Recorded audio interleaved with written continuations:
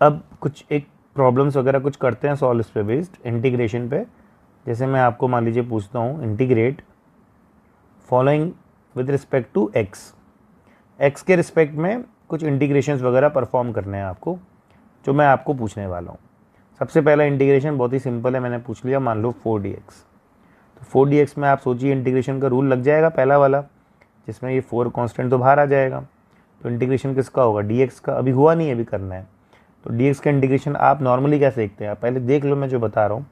हम डायरेक्टली क्या करते थे ना, 4 इंटू एक्स प्लस सी लिख देते हैं पहले ही। अगर ऐसा करेंगे तो ये आ जाएगा 4x प्लस 4c। अब क्योंकि c अनडिफाइंड है तो 4c भी अनडिफाइंड है, अनसर्टेन है। तो 4c भी एक नया कांस्टेंट ही तो होगा जिसको c लिख सकते हैं। इसीलिए मेरा रिकमेंडेशन ये है कि जब भी इंटीग्रेशन करो तो 4 तो बाहर है, dx का इंटीग्रेशन आप x प्लस सी मत लिखो। हमेशा इंटीग्रेशन आप लिखो केवल जो भी है विदाउट c, तो केवल x लिख दो। अब इसको सॉल्व कर लो, तो 4 इंटू एक्स तो क्या ही सॉल्व होगा, हो गया 4x ही बचेगा। अब जो आ चुका है लास्ट में क्या लगा दो, अब कांस्टेंट c। समझ में आ जाएगा। कांस्टेंट 4 बाहर निकाल दिया।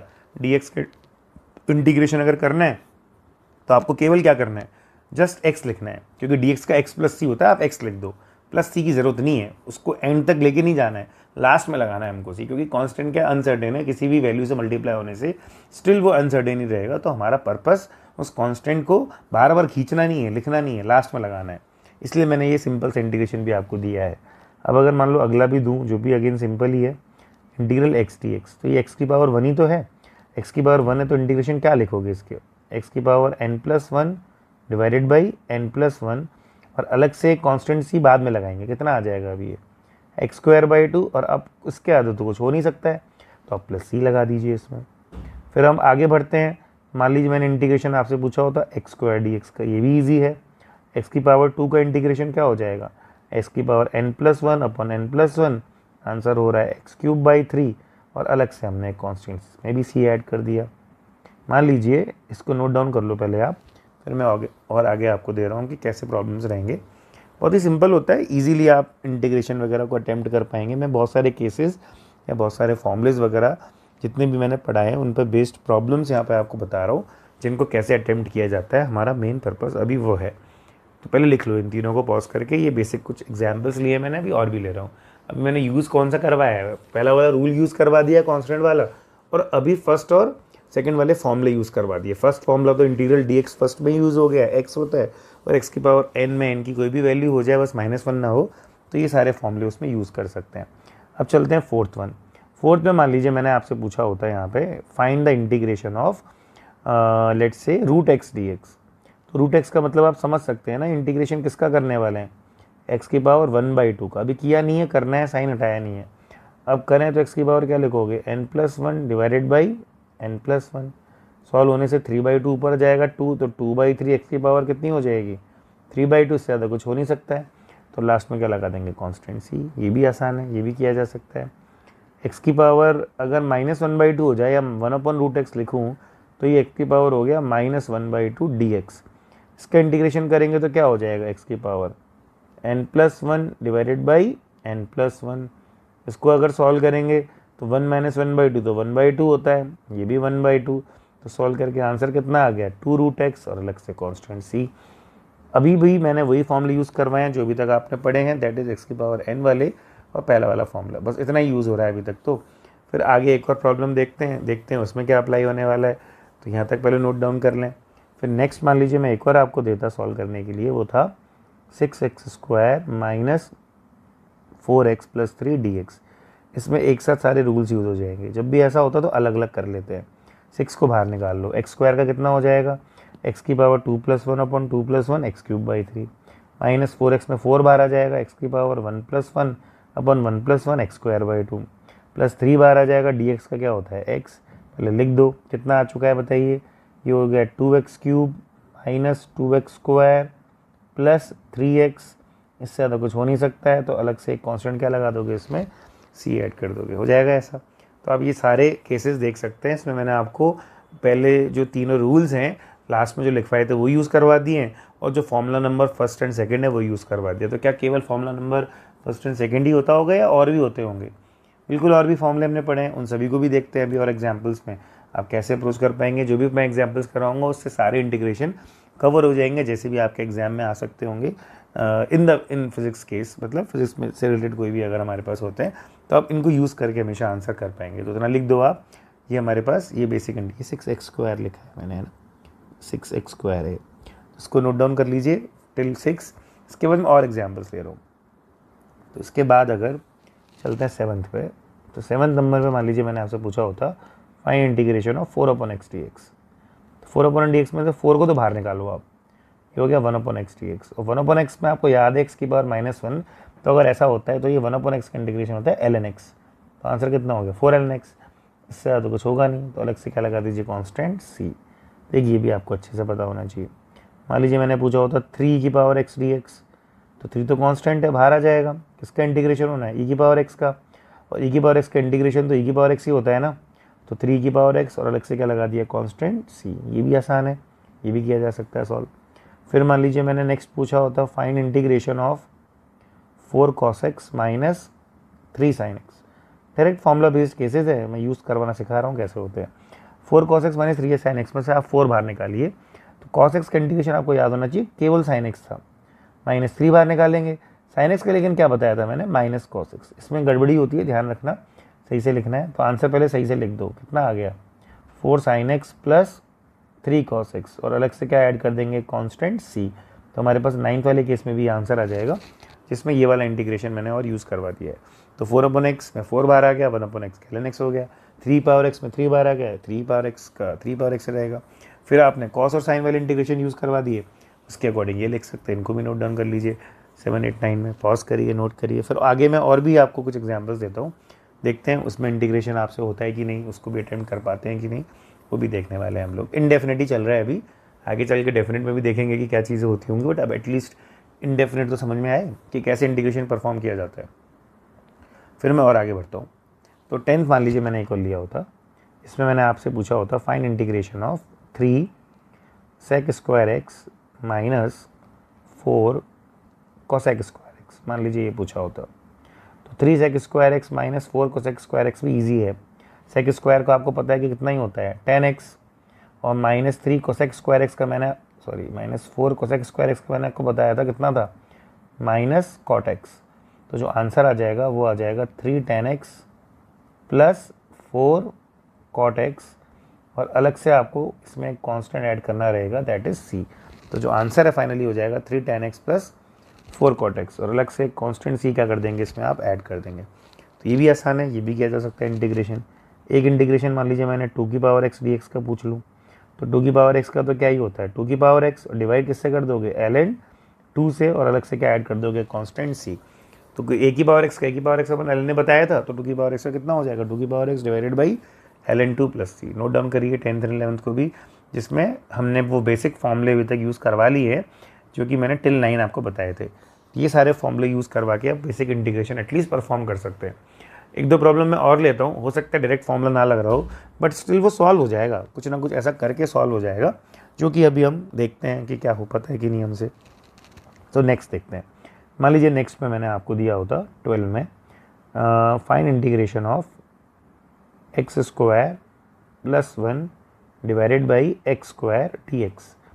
मान लीजिए मैंने ये पूछा होता x² प्लस 1/x² dx ये पूछता हूँ अगर, तो हमें एक बार को देख के लगता ही होगा कैसे, क्योंकि तो डिवाइड हो रहा है, डिवीजन रूल करके तो कुछ हमने पढ़ा नहीं है इंटीग्रेशन में, बट स्टिल सॉल्व हो जाएगा। इसको थोड़ा सिंप्लीफाई कर ले, इसको अलग अलग करिए। x² तो 1 हो गया, और 1/x² क्या हो गया x⁻⁻2 या 1/x² हो गया। इसको अब आप देखिए आप कर पाएंगे कि नहीं। केवल 1 का इंटीग्रेशन तो आपने पढ़ा है ना, x होता है 1 dx का, और x⁻⁻2 का कितना हो जाएगा x⁻⁻2 प्लस 1/-2 प्लस 1। फाइनली देखेंगे आंसर कितना आ जाएगा x माइनस 1/x, और अलग से क्या लगा देंगे कांस्टेंट c। तो आपके पास जो आंसर है वो आ जाएगा कितना x minus 1/x plus c। तो x² प्लस 1/x² में आपने अलग अलग किया, दैट इज 1 प्लस 1/x²। तो इससे आपके पास इंटीग्रेशन 1 प्लस x⁻⁻2 का हुआ, जो कि आप सारे फॉर्मूले जो भी आपने पढ़े उनको डायरेक्टली अप्लाई किया, और यहाँ तक आप पहुँच गए, इस इंटीग्रेशन को भी आप अटेम्प्ट कर पाए। फिर मान लीजिए एक इंटीग्रेशन ने आपसे पूछा होता find integration of √x plus 1/√x का होल स्क्वायर। ये भी डायरेक्ट फॉर्मूला बेस्ड तो नहीं है, बट ये सॉल्व हो जाएगा। अब देखिए √x प्लस 1/√x का स्क्वायर अगर करते हैं तो इसको ओपन करिए, a प्लस बी का होल स्क्वायर क्या होता है a² plus b² plus 2ab, तो रूट एक्स का स्क्वायर एक्स, 1/√x का स्क्वायर 1/x और 2ab करोगे तो 2 रूट एक्स इंटू 1/√x होगा, जिससे रूट एक्स 1/√x कट जाएगा, तो इंटीग्रेशन केवल किसका बचेगा, x प्लस 1/x प्लस 2 का। ये आप कर लो, x का इंटीग्रेशन तो x² 2 हो जाएगा, 1/x होता है x की पावर -1, तो ln x लिखते हैं अलग से, और आपको पता है कि 2 है अकेला, तो 2 dx का x होता है तो 2x, और अलग से क्या ऐड कर देंगे, कांस्टेंट c। तो आप देख सकते हैं इंटीग्रेशन करने पर ये result x plus 1/x plus 2 integrate किया तो x का x² 2, 1/x का ln x, और 2 dx में 2 का हो जाएगा 2x, और अलग से आपको एक कांस्टेंट ऐड करना है, that constant is constant c। तो ये वाला भी इंटीग्रेशन आप यहाँ पे कर पाए। तो ऐसा नहीं है कि इंटीग्रेशन डायरेक्टली जो आपको फॉर्मूला दिख रहा है वैसा ही होगा, हो सकता है थोड़ा बहुत चेंज करना पड़े, थोड़ा बहुत सॉल्व करना पड़े, जो कि इसमें करना बेहद आसान है। आपको केवल क्या सोचना पड़ा कि जैसे पहले वाले में थोड़ा उसको ओपन कर दीजिए, दूसरे वाले में स्क्वायर था तो a + b = स्क्वायर को सॉल्व कर दीजिए, उससे आपको इंटीग्रेट कर दिया और फाइनल आंसर भी अपना निकाल दिया। तो ये हो गए एक्चुअली टिल 9 तक यूज़ होने वाले फॉर्मूलेज और उनके बेस्ड इंटीग्रेशन जिसको हम अटेम्प्ट कर पाए। बट क्या केवल इतने ही होते होंगे, तो ऐसा नहीं है, केवल इतने ही नहीं होते, और भी इंटीग्रेशन हो सकते हैं, जो कि आगे वाले फॉर्मूले जो मैंने आफ्टर 9 आपको लिखवाए हैं उनको भी कैसे यूज़ करते हैं उसके लिए भी कुछ हम प्रॉब्लम्स वगैरह यहाँ पर अटेम्प्ट करने वाले हैं। तो जो नेक्स्ट प्रॉब्लम है हमारे पास, जिसमें मैं नेक्स्ट क्वेश्चन लिखने वाला हूँ आपके लिए, that is integrate following, again वैसे ही लिख देता हूँ, integrate following with respect to x. जो भी इंटीग्रेशन है इसके बाद हम एक्स के रिस्पेक्ट में आगे देखते हैं अगर तो कैसा होगा। तो integrate following with respect to x में जो फर्स्ट वाला है, जिसमें इंटीग्रेशन मान लीजिए मैंने एग्जांपल लिया 2x + 3 की होल पावर 4 मान लीजिए और dx। तो आप देखिए किससे रिजेंबल कर रहा है, px + q की पावर n से रिजेंबल कर रहा है। px + q की पावर n जो होती है हमारे पास, उसका इंटीग्रेशन था px + q की पावर n+1/n+1, और बाहर किससे डिवाइड होता है वो p से। वैसे ही 2x + 3 की पावर 4 को इंटीग्रेट करेंगे तो क्या लिखेंगे, 2x + 3 की पावर n+1 मतलब 4+1 डिवाइडेड बाई n+1 मतलब 4+1, और डिवाइड बाहर से किससे करोगे, अलग से, मैंने बताया था p से करते हैं, मतलब 1/2 हो गया। कितना आ जाएगा पहले सॉल्व करो, ये हो जाएगा 1/10, 2x + 3 की होल पावर कितनी हो जाएगी 5, और अलग से कांस्टेंट क्या करना है आपको, ऐड करना है c। आ जाएगा समझ में। इंटीग्रल 2x + 3 पावर 4 को आप सोचिए कि किससे रिजेंबल करता हुआ है, px + q की पावर n से। सो px + q की पावर n का px + q पावर n+1/n+1 होता है, वो लिख दिया, लेकिन बाहर अलग से 1/p आता है, मतलब 1/2 आएगा, क्योंकि x किससे मल्टीप्लाई हो रहा है 2 से। सॉल्व करके सामने आपके आंसर है, इसको आप इस तरीके से अप्रोच कर सकते हैं, आंसर आ जाएगा। एक और मैं देता हूँ, मान लीजिए मैंने दिया होता 4 - x की पावर -3 dx। इसके इंटीग्रेशन को जरा सोचिए, ये भी एक तरह से px + q ही है। px + q के हिसाब से आप देखो तो ये -x आ रहा है और 4 आ रहा है। 4 - x को आप सही से पढ़ो, इसको ऐसे पढ़ोगे आप, -x + 4, तो बेसिकली p -1 हो गया और q 4 हो गया कि नहीं। -x + 4 is like p is -1 and q is 4, तो ये हो गया 4 - x की पावर -3 का मतलब ये px + q ही है, बट p -1 है, 4 नहीं है इसके अंदर। थोड़ा सोच के करना, तो क्या लिखेंगे आंसर, 4 - x जो भी दिख रखा है px + q की पावर -3+1/- 3+1। फिर इसके बाद क्या करना है आपको, डिवाइड करना है एक नंबर p से, नॉट q से। 4 - x में p 4 नहीं है, p कितना है यहाँ पर -1, इसका ध्यान ज़रूर रखना। तो -1 से डिवाइड करना है, तो आप देखोगे सॉल्व करके, तो ये 4 - x की पावर -3+1 तो -2 हो गया। नीचे आप देखो तो -3+1 अपने पास आ रहा था, विच इज़ -2 और -1 मल्टीप्लाई होकर 2 हो गया। तो आंसर आ गया एक तरह से 1/2 4 - x का होल स्क्वायर। तो जो आंसर आ गया दैट इज़ 1/2 4 - x का होल स्क्वायर, ये अपने पास आंसर आ रहा है। अब 1/2 4 - x का होल स्क्वायर जो आंसर आ रहा है, इसी आंसर को मैं आपसे ज़रा पूछता हूँ। चलो ठीक है, आपने ये आंसर दे दिया, +c कर दिया, कोई नहीं, लेकिन अगर मान लीजिए मैंने आपसे लिखा होता ऑप्शन में कि ये ठीक है क्या, आप ज़रा सोचना, क्या ये लिखना ठीक रहेगा या गलत है, या मुझे माइनस लगाना चाहिए बाहर, या आपको सोचना है। मैं तो इतना लिख के छोड़ रहा हूँ, आप बताओ क्या होना चाहिए इसके लिए। 1/2 ऐसे लिख दो, ये तो हो ही सकता है ऑप्शन जो आपने निकाल दिया। एक बार देख लो क्या किया, 4 - x की पावर -3 था, तो 4 - x की पावर -3+1 अपॉन -3+1 डिवाइड किससे कर दिया, p से, जो कि -1 है। सॉल्व करके रिजल्ट आ गया आपके सामने, जो कि नीचे ले गए, तो ऐसा है। लेकिन मैंने ऐसा क्यों लिख दिया, थोड़ा ध्यान रखना, पावर जब इवन होती है तो 4 - x का स्क्वायर हो चाहे x - 4 का स्क्वायर हो, कोई फर्क नहीं पड़ता है। इसको भी ओपन करोगे तो भी वही मिलेगा जो इसको ओपन करने से मिलेगा। मतलब जैसे 2 का स्क्वायर करते हैं या -2 का स्क्वायर करते हैं, आंसर क्या आता है 4, वैसे ही x - 4 का है, 4 - x का स्क्वायर करेंगे, आंसर सेम ही मिलेगा। तो माइनस मत लगाना बाहर, ये पावर क्यूब होती है ऑड होती तो ज़रूर माइनस आता, लेकिन यहाँ पे कोई भी माइनस साइन नहीं आएगा। मतलब जो ऊपर लिखा हुआ रिजल्ट है और नीचे लिखा हुआ रिजल्ट दोनों ही करेक्ट है। कैसा भी आपका ऑप्शन में लिखा आ जाए दोनों को ही सही बोला जाएगा, दोनों में से कोई सा भी गलत नहीं है। ध्यान रखें, मैंने जानबूझ के लिया है एग्जाम्पल, जिससे कई बार मैथमेटिकली आप सोचते हैं कि गलत हो जाएगा, माइनस लगा देना चाहिए, ऐसा कुछ भी नहीं होगा। ध्यान से सोच समझ के आंसर करना, उसके अकॉर्डिंग ही मैंने आपको ये वाला केस बताया है, इस तरह से इसको सॉल्व करना है। तो इसको नोट डाउन कर लीजिए। फर्स्ट एंड सेकंड हमारे पास केस थे, जो कि यूज़ क्या कर रहे हैं basically, P X plus Q की होल पावर n को यूज़ कर रहे हैं, जिससे answer P X plus Q की power n plus one upon n plus one होता है और बाहर x का कोफिशिएंट भी डिवाइड होता है। उसके बाद फिर हम लास्ट में कॉन्स्टेंट सी ऐड कर सकते हैं। ठीक है, फिर आगे बढ़ते हैं, और भी फॉर्मूले यहाँ से उनको देखते हैं आप कर पाते कि नहीं। सो थर्ड में मान लीजिए मैंने आपसे पूछा होता find integration of 1/3x plus 2 dx, मान लीजिए ये पूछ रहा होता, तो 1/3x प्लस 2 dx, इसका इंटीग्रेशन आप सोचिए किससे रिजेंबल कर रहा है, 1/px प्लस क्यू से। 1/px प्लस क्यू क्या होता था याद, ln px प्लस क्यू, तो इसका इंटीग्रेशन क्या कर देंगे, ln 3x प्लस 2, और क्योंकि p मतलब 3 है तो इसलिए डिवाइड किससे हो जाएगा बाहर, 1/3 से, या मल्टीप्लाई बोल सकते हैं 1/3 से, और अलग से कांस्टेंट सी से क्या कर दोगे आप, ऐड कर दोगे। ये तो ईजी है। फिर मान लीजिए मैंने पूछा होता 4/2 माइनस एक्स dx, इसका इंटीग्रेशन, तो 4/2 माइनस एक्स के इंटीग्रेशन में 4 तो बाहर निकाल दीजिए, इसका इंटीग्रेशन करना है 1/2 माइनस एक्स dx का, ये भी 1/px प्लस क्यू ही है, बट p इसमें 2 नहीं है, p इसमें -1 है, तो ये 4 तो बाहर रहेगा। 1/2 माइनस एक्स का इंटीग्रेशन होता है ln ऑफ 2 माइनस एक्स, लेकिन डिवाइड किससे होगा, ये 2 से नहीं होगा, -1 से होगा। तो क्या करना है, 1/2 माइनस एक्स का इंटीग्रेशन ln 2 माइनस एक्स, लेकिन डिवाइड किससे करोगे आप, p से, लेकिन p यहाँ पे 2 नहीं है, -1 है, तो आप देख सकते हैं फाइनल आंसर लिखने का तरीका क्या होगा, -4 ln ऑफ 2 माइनस एक्स, और अलग से आपको एक कांस्टेंट सी बाहर ऐड करना होता है, क्योंकि आप कौन सा इंटीग्रेशन पढ़ने वाले हो, इंडेफिनिट। तो लॉग वाले इंटीग्रेशन भी इस तरह से हो सकते हैं, पी एक्स प्लस क्यू को यूज़ करने वाले, जो इस तरह से आपको अटेम्प्ट करने हैं।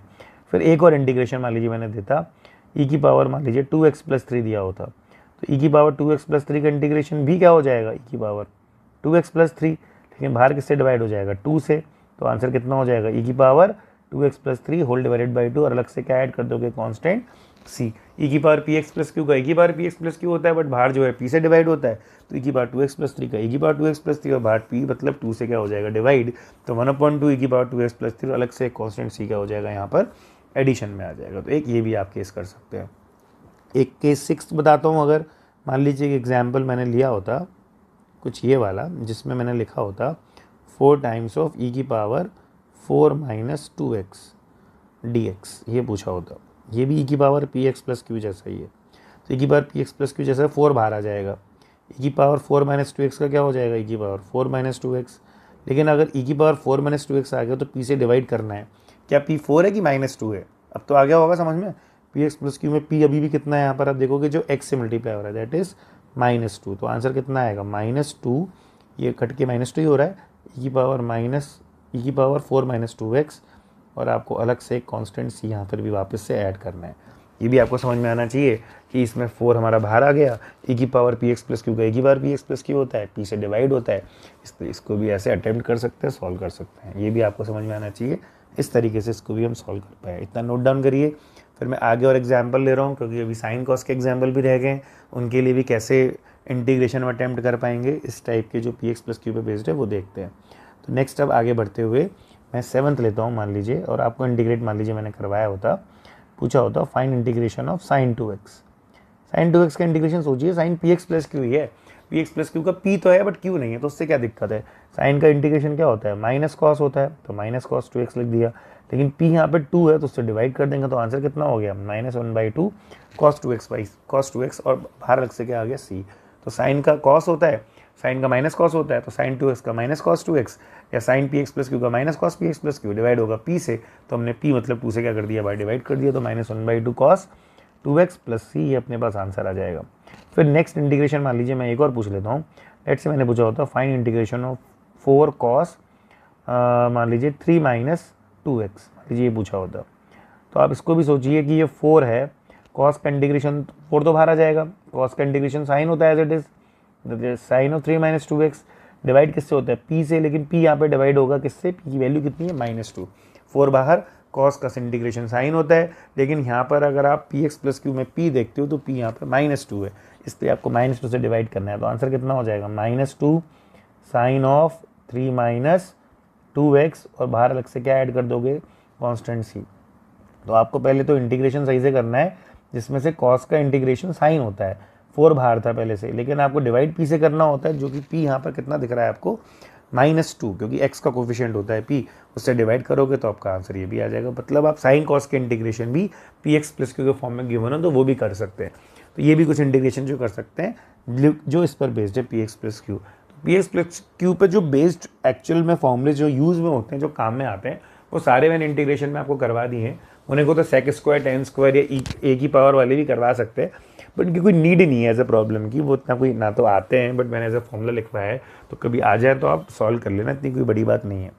मैं आपको 2 इंटीग्रेशन और करवाने वाला हूँ जो कि बहुत यूज़ में आते हैं, काफ़ी कॉमन इंटीग्रेशन है, बट वो डायरेक्ट नहीं हो पाते हैं, उनको कन्वर्ट करना पड़ता है with the help of trigonometry, और तब जाके वो सॉल्व हो पाते हैं। तो वो मैं आपको और अटेम्प्ट करवाने वाला हूँ, तो वो और देखते हैं। तो मैं आपको एक इंटीग्रेशन पूछ रहा हूँ यहाँ पे, let's say find integration of sign square x d x. मैंने ये इंटीग्रेशन, या फिर चलो पहले कॉस स्क्वायर एक्स कर लेते हैं, कोई फ़र्क नहीं पड़ेगा, एक ही बात है, कॉस स्क्वायर एक्स कर लेते हैं, फिर साइन स्क्वायर एक्स भी कर लेंगे। Cos square x d x का इंटीग्रेशन मान लीजिए मैंने करवाया तो कॉस स्क्वायर एक्स का इंटीग्रेशन अगर मैं करवाऊंगा आपसे, तो आपको डायरेक्ट तो आता नहीं है देखो सॉल्व करना, क्योंकि कॉस का तो आता है बट इसका स्क्वायर का नहीं आता। कॉस 2 बार मल्टीप्लाई होता है, कोई मल्टीप्लिकेशन रूल भी नहीं है, ना ही कोई ये आप लगा देना कि जैसे x की पावर 2 होती है तो आप कर लेते हो तो cos x की पावर 2 तो हो जाएगा, ऐसा नहीं होता है ना। x की पावर 2 ही होगी तो ही सॉल्व कर पाओगे, या मान लो पी एक्स प्लस क्यू की पावर 2 होती है, n होती तो सॉल्व होता है उस फॉर्मूले से। तो डायरेक्ट तो कोई फॉर्मूला है नहीं है, डायरेक्ट तो कोई फॉर्मूला हम अप्लाई नहीं कर पाएंगे। तो आपको अप्लाई सॉल्व कैसे करना है उसका मैं बताता हूँ आपको।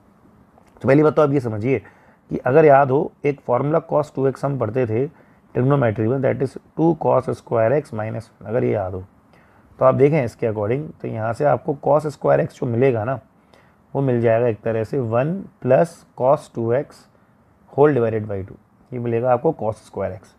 सही से अगर देखो तो cos स्क्वायर एक्स मिलेगा 1 + cos 2x whole divided by 2। cos 2x होता है 2 cos स्क्वायर एक्स माइनस 1, तो cos स्क्वायर एक्स की वैल्यू आ जाएगी 1 + cos 2x whole divided by 2। ये अपने पास cos स्क्वायर एक्स आ रहा है। अगर ये cos स्क्वायर एक्स आ रहा है तो आप इंटीग्रेशन अटेम्प्ट कर सकते हो। cos square x d x को लिखे हैं सही से, तो ये बन जाएगा 1/2 तो बाहर ही आ गया। इंटीग्रेशन बेसिकली किसका होने वाला है, 1 + cos 2x का, तो ये 1 + cos 2x का इंटीग्रेशन होगा, और इसके आगे बाहर क्या लगा देंगे हम, dx। अब सॉल्व करें तो 1/2 तो बाहर है ही पहले से।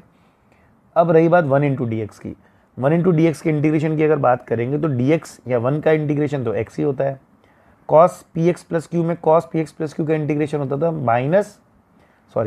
Plus sine px plus q, तो साइन px प्लस क्यू का sine, cos px plus Q का साइन px प्लस क्यू, लेकिन p से डिवाइड होता है तो 1/2 से डिवाइड हो जाएगा। तो फाइनली अगर आपको आंसर देना तो कितना आ जाएगा, देखो x/2 प्लस साइन 2x, और बाहर अलग से किससे डिवाइड हो जाएगा, 4 से। तो basically x/2 plus 1/4 times of sine 2x, और एक कांस्टेंट क्या कर दोगे अलग से, आप c ऐड कर दोगे।